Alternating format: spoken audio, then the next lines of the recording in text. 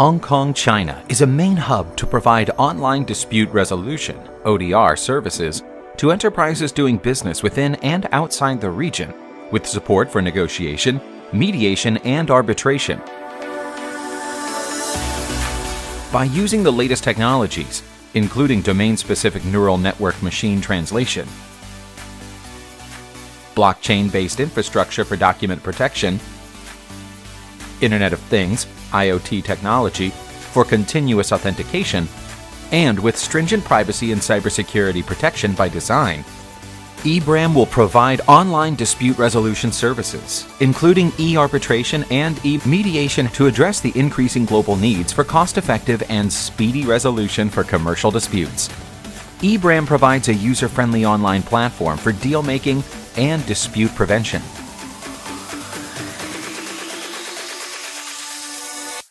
Let's imagine a Wuhan-based startup, which provides ride-hailing services, is seeking funding from a Hong Kong, China angel investor concerning a project on an online payment platform in the People's Republic of China. The startup has uploaded its term sheet to the eBRAM platform, which had been viewed and agreed by the investor.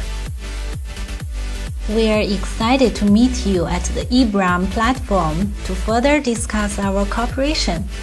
As per our earlier communication via the eBRAM platform, we have now set out the specific terms of the sale of shares to you as a new investor. May we invite you to click onto the subscription agreement, which has been uploaded to the platform and is now shown on the screen. Likewise, it is excellent to meet you online, and I'm looking at the agreement right now. You'd like to issue 10 million shares to us at the price of 10 cents per share, am I right? Correct. As I said before, we see great potential in your service. We'd like to subscribe 10 million shares, which is 49% of the total shares of your company. What do you think? That's fine with us. Shall we sign the contract via the eBRAM platform? Sure. eBRAM's deal-making platform is easy to use and secure. Information submitted to the eBRAM platform is strictly confidential, and parties in different jurisdictions can negotiate and close their deals conveniently without having to actually travel to each other's jurisdictions, thus saving a lot of time and money. With the rapid development of e-commerce and growth of micro, small, and medium enterprises, cross-border disputes rise in number. Mediation has inherent advantages in, and has been increasingly used, for resolving e-transaction disputes.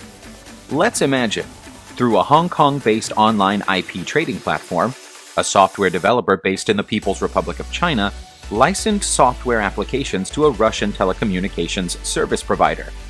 The agreement included a clause submitting disputes to online mediation under the eBRAM platform, and, in the absence of a settlement, resolution by arbitration under the eBRAM platform. The dispute is whether the licensee was entitled to let certain affiliated parties have access to the software, and whether additional license fees were due in respect of those third parties. eBRAM will appoint a neutral by agreement of the parties.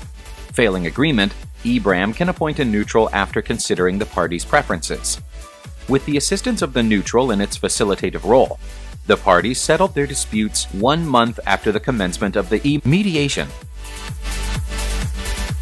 eBRAM platform is also an ideal venue for parties to conduct online arbitration proceedings for resolution of commercial disputes. We have now a scenario where an Australian company contracted to import Indonesian coffee from a Singaporean trading company, and the contract contained a clause for using e-arbitration at eBRAM in Hong Kong, China. The claimant alleged that the respondent had failed to issue letter of credit, while the respondent alleged that the claimant has significantly delayed in shipping the cargo and requested for renegotiation of the price, as the market rate has dropped recently. A week later, the claimant resold the coffee to another company and commenced e-arbitration proceedings pursuant to the eBRAM arbitration rules, and claimed damages arising from the respondent's alleged failure to issue the letter of credit. The eBRAM panel of arbitrators is comprised of experienced arbitrators with diverse industrial backgrounds from different jurisdictions. Good day, gentlemen. This is the substantive hearing of the arbitration case A/2019-00001, convened pursuant to my procedural order number 1. This is going to be a half-day hearing to be conducted through the eBRAM platform today. I confirm that the parties' representatives are in the room online, Mr. Chen for the claimant and Mr. Smith for the respondent. I now invite Mr. Chen to present your case for the claimant. Mr. Chen, please. Thank you, Mr. Arbitrator. Further to our notice of arbitration and statement of claim submitted to eBRAM platform, we would contend that in no circumstances the agreed price is renegotiable. The respondent is obliged to honor the agreement without the Based on the above, we respectfully request that the arbitral tribunal to award to the claimant $40,000 plus interest and other remedies that the tribunal deems appropriate. Thank you, Mr. Chen. Now I invite Mr. Smith to present the case for the respondent. Mr. Smith. Thank you, Mr. Arbitrator. We consider that the claimant's arguments are groundless. The claimant has failed to deliver the goods to the respondent in a timely manner as provided under Article 8 of the contract. As such, we have suffered from a loss of market opportunity due to the claimant's delayed delivery of the cargo. On this basis, we request that the tribunal dismiss the claimant's case. Thank you, counsel, for presenting your cases. If I may, I now declare the close of the hearing. The final award will be made and submitted to the eBRAM platform in due course. Thank you, Mr. Chen. Thank you, Mr. Smith. Goodbye. After the hearing, the arbitral tribunal issues a final award in favor of the claimant. The seat of the award is in Hong Kong, China, which is enforceable under the New York Convention. The eBRAM platform is now entering into testing and refinement stage, and scheduled to launch in the second half of 2019. Collaboration with international organizations, including participating economies of Asia-Pacific Economic Cooperation, APEC, is most welcome.